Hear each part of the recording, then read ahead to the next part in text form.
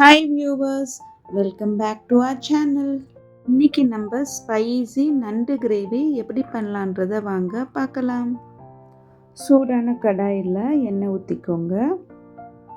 எண்ணெய் சூடான அப்புறம் சோம்பு போட்டுக்கோங்க. சோம்பு நல்லா பொரிஞ்ச உடனே ரெட் சில்லிஸ் வரமிளகா போட்டுக்கோங்க. கொஞ்சம் ஸ்டிர் பண்ணி விட்டுட்டு நம்ம அது கூடவே கிரீன் சில்லிஸும் போட்டுக்கிறோம்.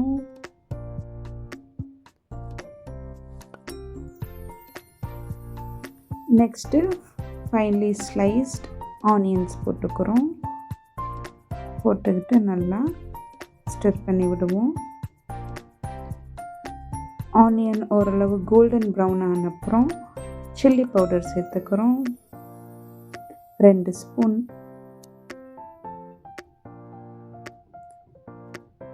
அப்புறம் 1 tablespoon ginger garlic paste. நல்லா எல்லாத்தையும் ஸ்டிர் பண்ணிக்கலாம். இப்போது கட் பண்ணி வச்சுருக்க டொமேட்டோ சேர்த்துக்கலாம்.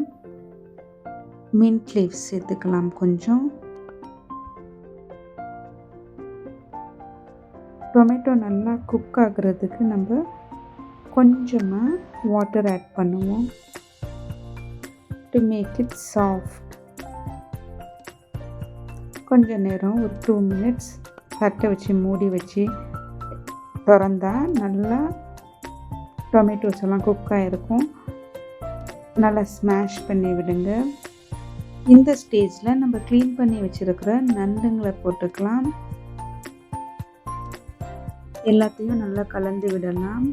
இப்போது கொஞ்சமாக டர்மரிக் பவுடரும் கறி மசால் பவுடரும் போட்டுக்கலாம்.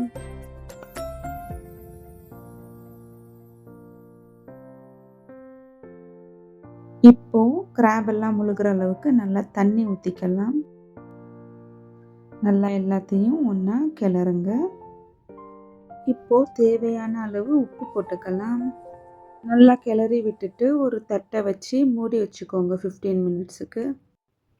15 மினிட்ஸ் ஆயிடுச்சு. இப்போ திறந்து பார்க்கலாம். பாருங்கள், நம்ம கிராப்ஸ் எல்லாம் நல்லா குக் ஆயிடுச்சு. ஒரு 2 மினிட்ஸ் அப்படியே இருக்கட்டும். இப்போது ஃபைனல் டச்சாக கறி லீவ்ஸும் கொரியாண்டர் லீவ்ஸும் மேலே போட்டுக்கலாம். எல்லாத்தையும் சேர்ந்து நல்லா கிளறி விட்டால் நம்மளோட டேஸ்டி ஸ்பைசி நண்டு கிரேவி ரெடி.